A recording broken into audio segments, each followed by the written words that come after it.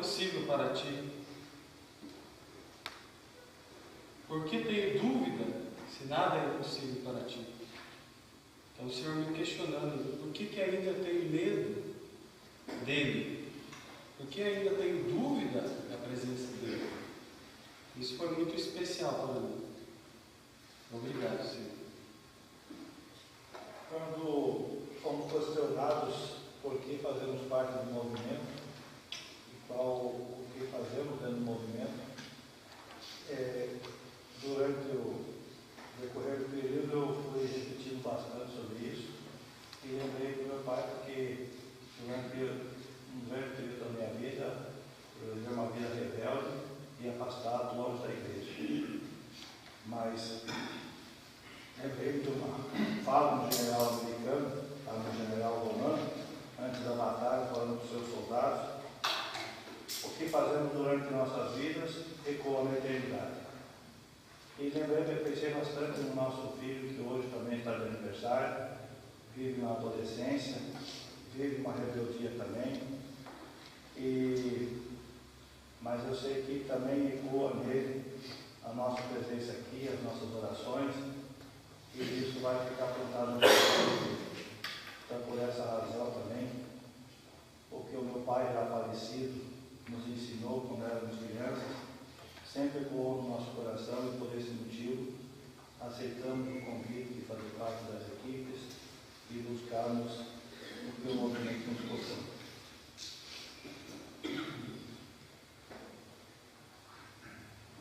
O que me chamou a atenção foi na parábola que Jesus curou um paralítico que nem conhecia ele, calculou que ele pode fazer por quem conhece ele, por quem acredita e tem fé.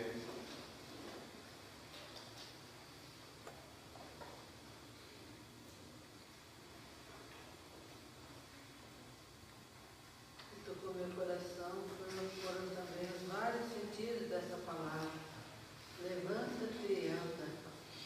Cada dia a gente levantar-se das dificuldades, dos problemas, cada dia o movimento levantar-se, as equipes levantar-se, os pontos concretos do esforço. O Senhor possa tocar o nosso coração também.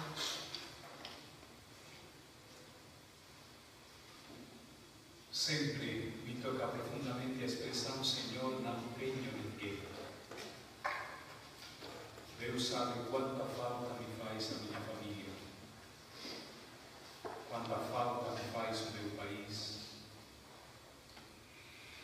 Mas por um desígnio misterioso, me encantei com esta terra e com a minha diocese.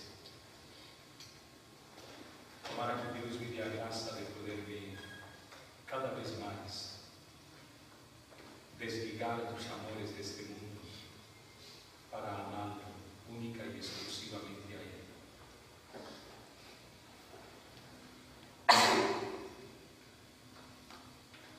Glória ao Pai, ao Filho e ao Espírito Santo, como era no princípio, agora e sempre. Amém. Oremos.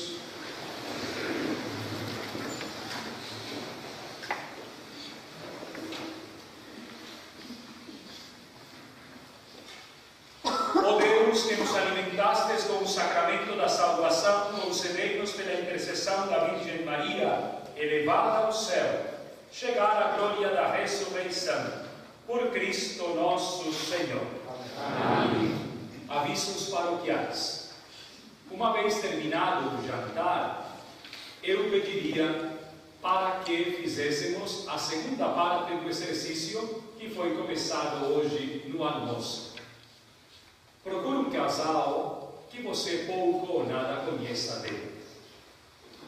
Convide ele a caminhar um pouquinho aqui fora. E nessa caminhada, estabeleça uma pergunta central. Nós acreditamos na nossa santificação? Ou vemos a santificação como algo longe, distante, só para a gente e Deus? Eu sinto que me estou santificando ou estou bem longe do conceito de santidade?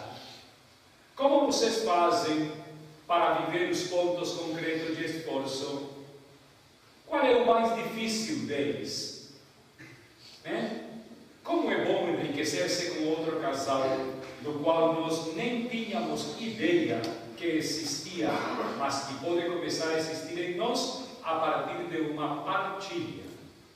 Quando escutem o sino, nos encontraremos todos aqui de volta para iniciarmos a nossa vigília.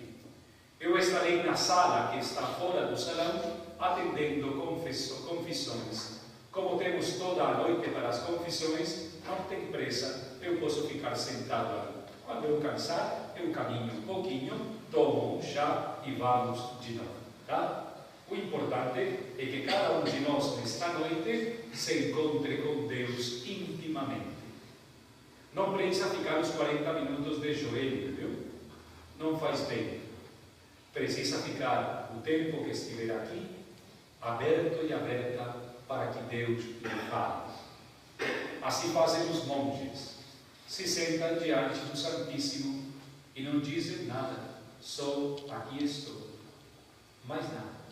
Isso é rezar. De repente vem um ronquido, ronque. De repente você vai sentir um pouquinho pesado o corpo levantado durante a madrugada, se não estiver acostumado, para vir e ficar aqui sentado. Esse pequeno sacrifício vale mais do que qualquer outra coisa na nossa vida e no nosso crescimento. O Senhor esteja convosco. Ele está no meio de nós. Pela intercessão da Virgem Santa Maria, assunta ao céu, desça sobre todos vós a bênção de Deus, Pai, Filho e Espírito Santo. Amém. A alegria do Senhor seja a vossa força, ide em paz, e que Ele sempre vos acompanhe. Graças a Deus.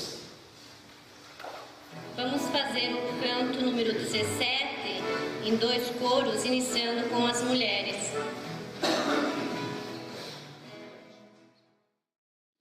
Muito bem, então encerramos o nosso retiro nesta manhã. Seria a possibilidade de descobrir o que foi o que aconteceu com este paralítico. Para onde foi este paralítico? Por que os judeus o questionam? E por que o fato de questioná-lo lhe traz tanta preocupação? Aquele que me curou,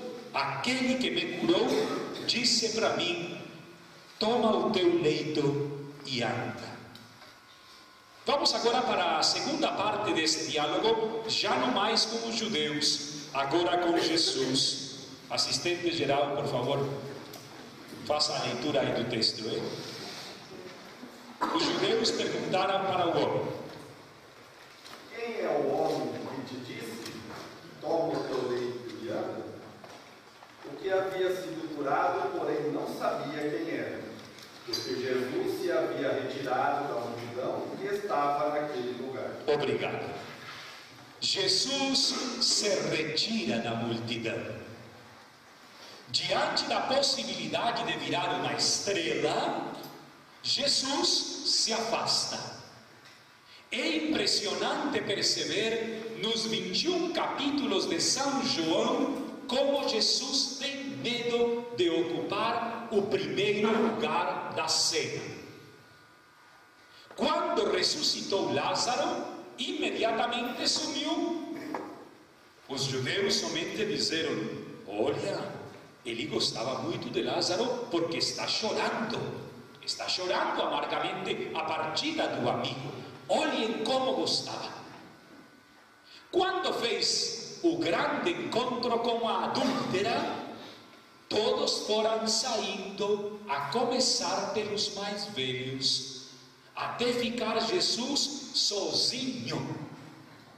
Quando multiplicou os pães e o queriam fazer rei, imediatamente se mandou.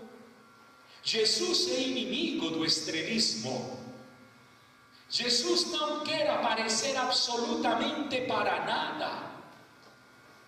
Talvez este é o primeiro princípio do encontro com Cristo, que Ele vem até nós de uma forma muito discreta, olha para ele, seu Cristo. Seu Cristo. Seu Cristo, lhe apresento, viu?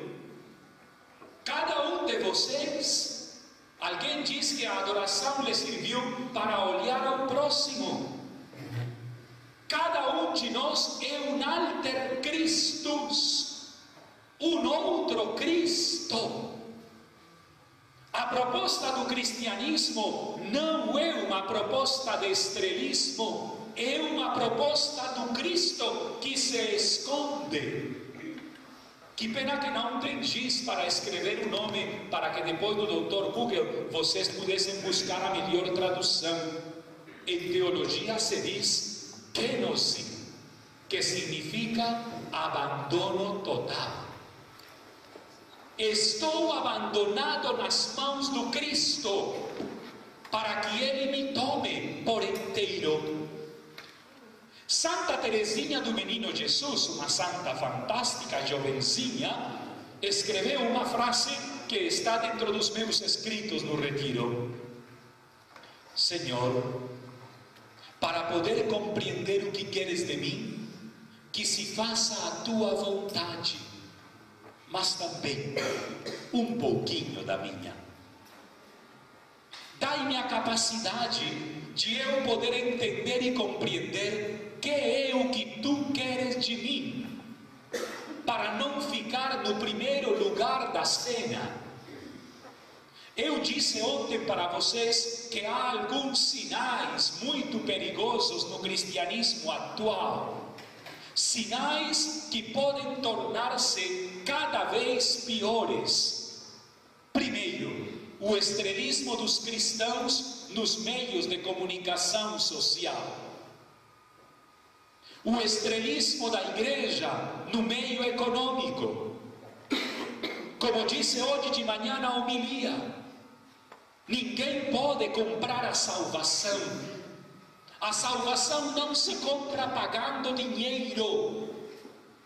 A salvação é uma oferta gratuita do Deus que vem ao teu encontro. E é um encontro gratuito, gozoso, agradável. O pior que lhe pode acontecer a um ser humano é que chegue num lugar, conheça uma pessoa e essa pessoa lhe diga: por favor, afaste-se de mim, que não quero você por perto. Que tal que Deus nos dissesse isso? Afasta-te de mim, não te quero por perto. Não quero partilhar com você absolutamente nada. Jesus não está procurando salve de palmas. Atenção, porque muitas vezes os nossos sacramentos estão virando cada vez mais salve de palmas e menos encontro com Jesus. Veja, olhemos o batismo.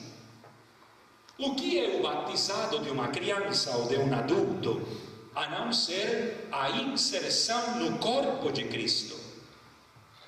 Por que será que os nossos sacramentos estão passando no coletivo cristão por uma força impressionante chamada socialização e não evangelização? Tem gente que para celebrar um batizado precisa arrumar um banquete, um buffet, uns padrinhos, um fotógrafo, um vídeo, um vestido novo. Ali não há evangelização, ali há socialização.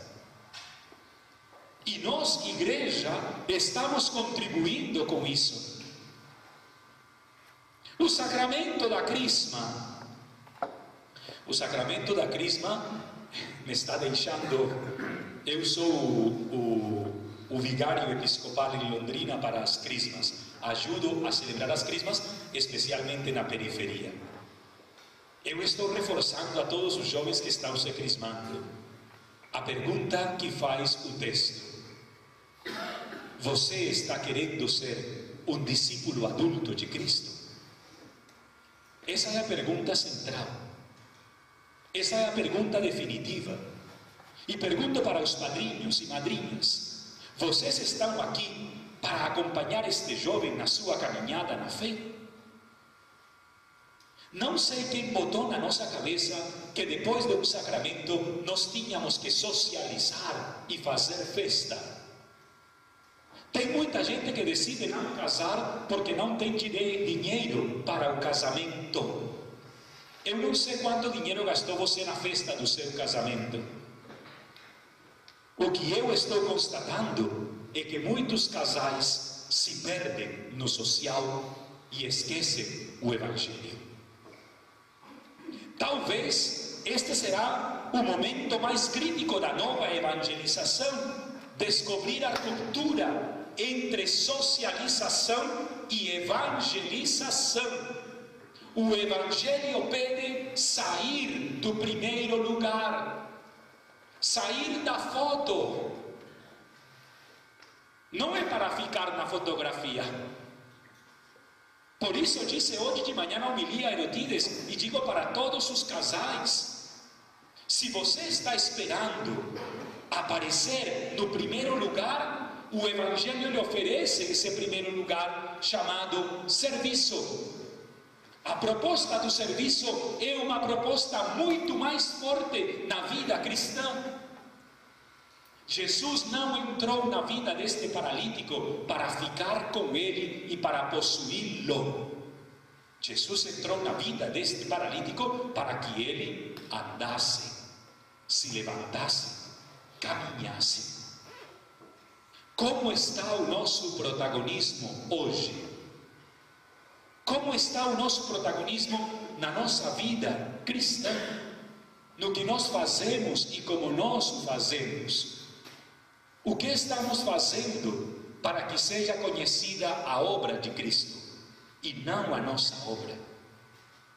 Este princípio cristão é aquele que vai manter todo o Evangelho de São João até o fim, quando Pedro se encontra com Jesus ressuscitado à beira do lago. Cansado, decepcionado, triste, diz para os seus colegas: é o Senhor. Todos juntos? É o Senhor. É o Senhor. Não sou eu quem vou fazer a pesca miraculosa. É o Senhor. Que lugar ocupa Cristo na sua vida? Que lugar ocupa Cristo na minha vida de padre?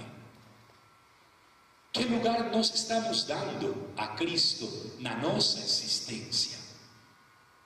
Como é que nós nos relacionamos com Ele? Este ponto é central para continuar a nossa reflexão e a nossa meditação desde sexta-feira, quando aqui nesta sala eu disse para vocês: vamos nos encontrar com Ele. Não é um encontro conosco, não é um encontro com os outros, é um encontro com Ele. Continua, por favor.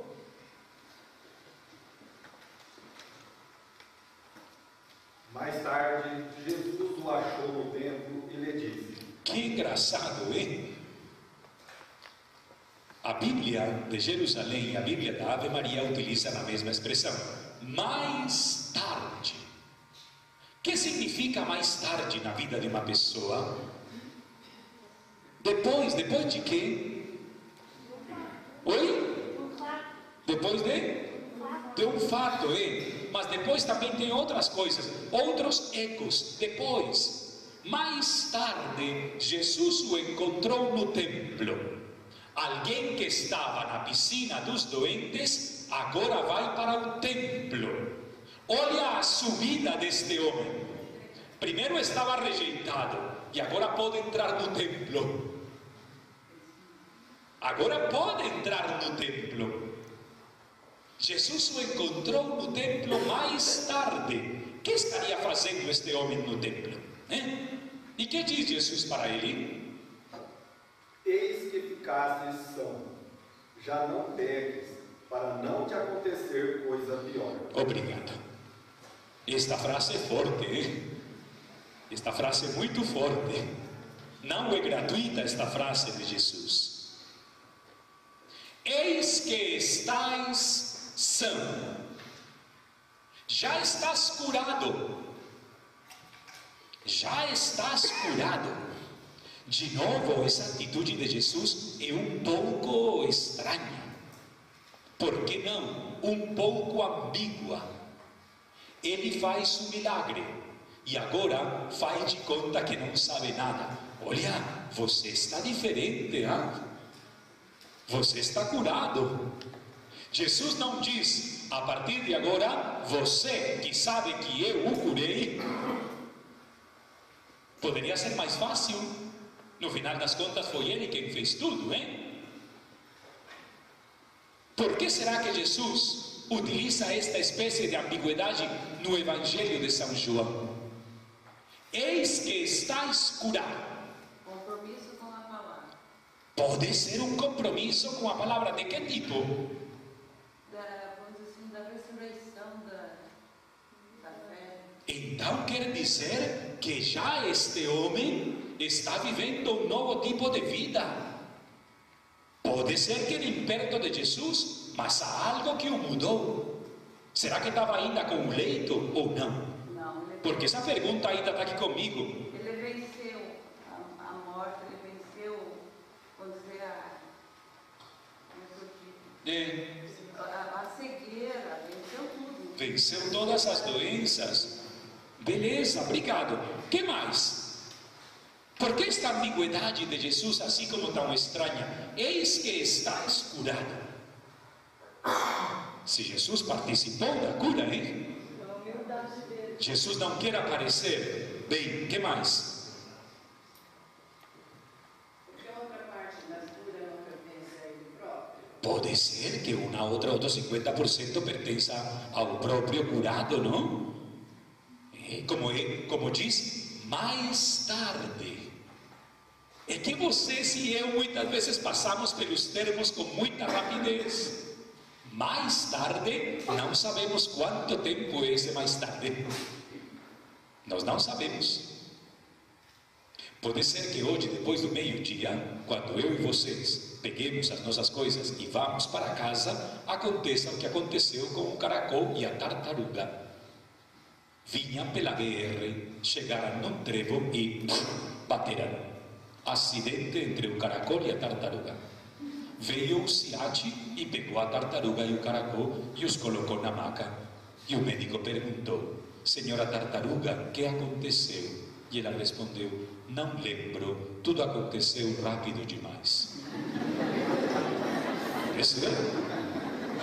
Pode ser que as pessoas saiam deste retiro dizendo: eu não lembro de absolutamente nada do que lá aconteceu. Esse mais tarde é a palavra-chave. É que eu e vocês temos o costume de correr lento. Aliás, um parêntese de amigo, viu? Amigo diz a verdade. É aquele que é capaz de dizer a verdade. Vocês rezam o Pai Nosso muito rápido. Olha, isto eu digo desde o fundo do coração, viu? Na missa parecia uma corrida de cavalos.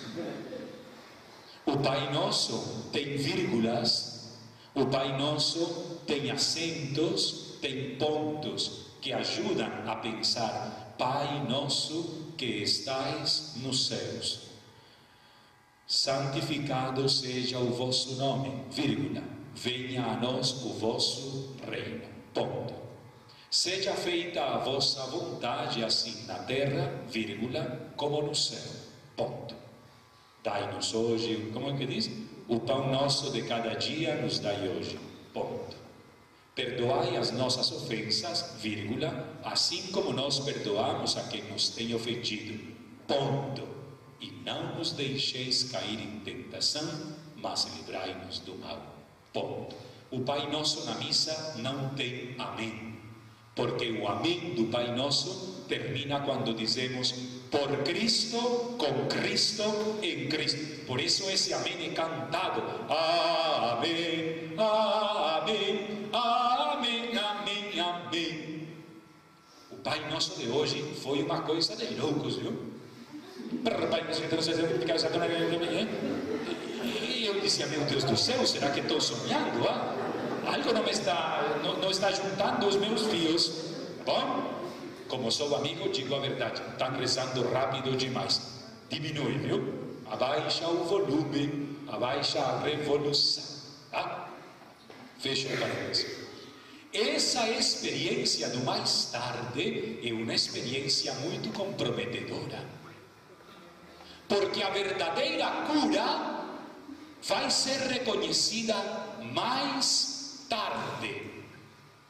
A isso se lhe diz o tempo de Deus na minha vida. O tempo de Deus na minha vida não é o teu tempo. Não é o mais tarde 1 minuto. Não. Não é o mais tarde meio segundo. Não. Não é o tempo cronológico. O tempo de Deus se chama Kairos. O Kairos significa quando Deus quer, como Ele quer e porque Ele quer. Esse tempo de Deus é o tempo que eu e você muitas vezes não enxergamos. É o tempo da graça. É o tempo da bondade. É o tempo da parábola em Lucas e em Mateus. O homem foi se deitar e pensou consigo: tenho muito dinheiro, estou lotado de comida, já sei o que vou fazer. E o Senhor lhe diz: tolo, o Senhor te pedirá contas esta noite. O tempo de Deus é aquele do Evangelho da sexta-feira. Saiu de manhã, saiu às 9, saiu às 10, saiu às 11, saiu às 13, saiu às 15 e saiu às 16 horas. E contratou quando ele queria e como ele queria, pelo mesmo preço a todos. O tempo de Deus não é meu tempo. Não é. Mais tarde, Jesus vai colocar este homem no meio de diversas situações. Não continues vivendo como estavas vivendo antigamente. Não seja que te aconteça algo pior. Penso que algo pior de ficar 38 anos paralítico numa piscina não pode haver. Mas deve ter muita coisa pior. Coisa pior. Quando eu era seminarista, tinha 22 anos, me convidaram numa festa. Na Colômbia, eu comentei com alguns de vocês, as festas são muito boas, porque ali foi que nasceu a salsa. E a salsa é uma dança gostosa, e tem muita comida, e tem muita bebida, mas eu já era seminarista. E então, uma moça veio e me perguntou: dançamos? E eu falei: meu Deus, será que eu danço? O seminarista não pode dançar, se pode dançar. E bom, eu fui dançar. E durante a dança, ela me perguntou: o que você faz? Falei: eu estudo na universidade. O que você estuda? Bom, eu estudo comunicação social, jornalismo. E saiu assim, a mentira brota, Bom, então tchau, e terminou a noite. 20 ou 30 dias depois, eu tive que ir a fazer um casamento numa paróquia. E quando eu saí no altar, uma das madrinhas era esta moça. E eu vestido com batina, com tudo, E eu fui me avermelhando, até hoje fico vermelho, E eu fui ficando vermelho e disse: ai, agora o que eu vou fazer, O que eu vou fazer? O mais tarde da nossa conversa, às vezes eu me pergunto: que tal que eu tivesse continuado mentindo? Porque a mentira era uma coisa fácil naquela época. Você com 22 anos diz mentiras. Que tal hoje com 43 eu estar dizendo mentiras a esta altura do campeonato? O tempo de Deus talvez me deu a possibilidade de perceber que o melhor é dizer e viver na verdade. Que é o que o tempo de Deus está fazendo na sua vida? Essa é uma preocupação constante da nossa salvação. Como é que Deus está agindo em mim? Se ontem nós vimos os pontos que de repente não estão trabalhados na nossa existência, nesta manhã nós vamos ver o que Deus já fez em nós. Que foi o que Deus fez em você, que está fazendo de você uma nova criatura? Quais são os atos de Deus na sua vida? Atos claros e evidentes. Deus está agindo através de quê? De quê? Essa preocupação é a preocupação deste homem que, encontrando-se com Jesus, não o conhecia. 2 vezes se encontra com Jesus, uma na piscina e agora no templo. Como foi que este homem chegou à conclusão de que Jesus é Jesus Cristo? Como você chega a esta conclusão hoje, de que você é um seguidor, uma seguidora de Jesus Cristo? A quem você está seguindo? Esta pergunta é uma pergunta central do discipulado. Nós não podemos seguir pessoas estranhas, nem muito menos desconhecidas. Seria uma loucura. Uma loucura. Quando a gente chega numa cidade nova, eu pedi o favor, por gentileza, alguém que venha até a igreja de Santo Antônio, que é o único local que conheço de Cascavel. Não sei chegar até lá. Se a gente para e pergunta mesmo, tendo o GPS, a gente fica meio preocupado, hein? Será que eu vou seguir um estranho? Será que eu vou seguir alguém que não conheço? Será que eu vou me dar o luxo de seguir alguém que nem sequer sei como ele é? O seguimento a Jesus é um seguimento a partir do conhecimento. Temos que conhecer Jesus, amados casais das equipes de Nossa Senhora. Temos que nos aproximar dele. Temos que procurá-lo. Temos essa proposta. Procurai o Senhor com sincero coração. Procurai-o. Essa é a proposta. Aqui poderíamos concluir e encerrar o retiro. Se o retiro vale de alguma coisa, é porque eu e você saímos procurando o Senhor. Eu não te procuraria, Senhor, se não te tivesse encontrado. Foi porque eu te encontrei que te procuro. Esta é a pureza da nossa fé. E quem sabe é a ação do Espírito Santo em nós a partir de hoje. Queira Deus que assim aconteça. Eu vou lhes fazer uma última proposta antes da nossa última meditação. Proposta que está marcada por 3 itens muito especiais. Quero, por gentileza, abrir as suas Bíblias no Evangelho de Lucas, Evangelho de São Lucas, capítulo 8, versículos 1 a 10. E alguém que venha aqui com o microfone e proclame o Evangelho. Lucas, capítulo 8, versículos 1 a 10. Evangelho de São Lucas, capítulo 8, versículos 1 a 10. Vamos deixar descansar o assistente geral e alguém que proclame esse Evangelho, por favor. Lucas, capítulo 8, versículos 1 a 10. Piedosas mulheres acompanham Jesus. Depois disso, Jesus andava pelas cidades e aldeias, anunciando a boa nova do reino de Deus. Os 12 estavam com ele, como também algumas mulheres que tinham sido livradas de espíritos malignos e curadas de enfermidades. Maria, chamada Madalena, da qual tinham saído 7 demônios. Joana, mulher de Cusa, procurador de Herodes.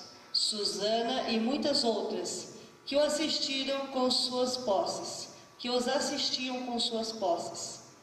Parábola do semeador. Havia se reunido uma grande multidão. Eram pessoas vindas de várias cidades para junto dele.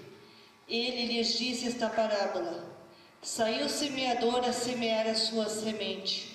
E ao semear, parte da semente caiu à beira do caminho. Foi pisada, e as aves do céu a comeram. Outra caiu no pedregulho, e tendo nascido, secou por falta de umidade. Outra caiu entre os espinhos, cresceram com ela os espinhos e sufocaram-na. Outra, porém, caiu em terra boa, tendo crescido, produziu fruto 100 por 1. Dito isto, Jesus acrescentou, alteando a voz: Quem tem ouvidos para ouvir, ouça. Os seus discípulos perguntaram-lhe a significação desta parábola. Ele respondeu: Palavra de salvação. Glória a vós, Senhor Jesus. Os seus discípulos perguntaram o significado desta parábola e ele respondeu. Esses discípulos somos nós. Este capítulo 8 de Lucas 1 a 10 situa as 4 dinâmicas do discipulado. 4 dinâmicas. Primeira, homens e mulheres que seguem Jesus, mas Lucas faz questão de colocar o nome das mulheres. Não vou entrar no mérito da questão, mas nós sabemos que o Evangelho de Lucas coloca a mulher no centro porque era a pessoa mais excluída na época de Jesus. Lucas traz de novo as mulheres e as crianças perto de Jesus. Quem está perto de Jesus? O excluído. Os primeiros discípulos de Jesus são os excluídos. Ai de nós se pensarmos que estamos seguindo Jesus porque somos os melhores. Segundo condicionamento essencial para seguir Jesus, a partilha. Não se é seguidor de Jesus sem partilhar. Não se pode ser seguidor de Jesus sem partilhar. A partilha é um elemento próprio. Não estou falando, como dizem alguns textos, que Jesus expressava a generosidade dos discípulos e das discípulas através da partilha dos bens. Não. Estou falando de uma partilha muito maior. A partilha do seguimento exige, Nivaldo, desapego. Desapego. Que tão desapegados estamos no nosso seguimento a Jesus? Por isso volta a pergunta: a quem estou seguindo eu? A quem? Quem é? Como ele é? Partilha, seguimento. Seguimento por ser excluído muitas vezes. Terceira dimensão do discipulado de Jesus, a palavra. Meu Deus do céu, né? Quando era pároco, eu comecei a construir a igreja. E então tinha que pagar os operários uma vez ao mês. Era difícil, era uma paróquia pobre. Mas mensalmente íamos lá com o presidente do CPP a pagar estes homens. E uma vez me aconteceu uma coisa que me marcou para sempre. Cheguei às 15 horas da tarde, embaixo de uma mangueira, 3 operários estavam deitados, dormindo, mês de novembro. Mas do lado da porta da igreja estava um operário fazendo com a Bíblia assim, lendo a Bíblia. Eu perguntei para Samuel: Samuel, qual será a religião desse cara, daquele que está lendo a Bíblia? Que me respondeu Samuel? Crente. Você estava lá? A palavra. Os discípulos se encantaram com a palavra. E ele disse utiliza uma parábola chamada a parábola do semeador. Onde caiu a semente no meu e no seu terreno? Onde? No seco do caminho? Nas pedras? Nos espinhos? Ou na terra boa? Onde está caindo essa palavra? Onde? Gente, na casa da minha família, a Bíblia está na entrada. Belíssima, uma Bíblia belíssima na entrada do corredor. A mãe ficou furiosa comigo nas últimas férias. Tira essa Bíblia daí, faz um favor, mãe. Como você, padre, me diz isso? Digo sim. Está cheia de tecido de aranha. Pelo menos limpa ele. A Bíblia não é enfeite. Mas quem diz que a Bíblia é enfeite? Tem casais ativistas que colocam ela na entrada no meio de tantas virgens que a gente não sabe nem qual é a palavra de Deus. Outros a colocam dentro da biblioteca e fica bonita lá, Bíblia de Jerusalém. Outros a colocam para segurar algo por trás. E outros a colocam para colocar um data show. A palavra de Deus, onde ela cai? Onde ela cai? Como é possível que um cristão, padre, não